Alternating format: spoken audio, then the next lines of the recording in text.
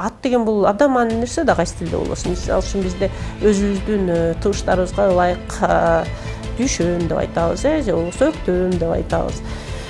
Ушул нерселерди дагы эми үй деп айтпастан жанагындай прогрессивдүү болуш үчүн юону кошуш керек дейт да. Өнү юга алмаштырыш керек, үнү юга. Ошон үчүн бизде белгилүү биринчи мугалим Дүйшөнүн атын, Дүйшөндөн Дюшен деп айтып калды, же болбосо Кайыргүл деп айтып калды. Мисалы үчүн Айгүлдөрдүн баары азыр Айгүл деп айтканды жактырышат да. Бул аттарга чейин жетти да.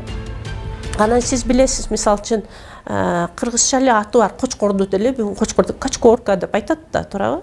Аксуйка деп айтат. Ошол нерсе, ошол биздин тилдик мыйзамдарды бузуунун эсебинен келип атпайбы?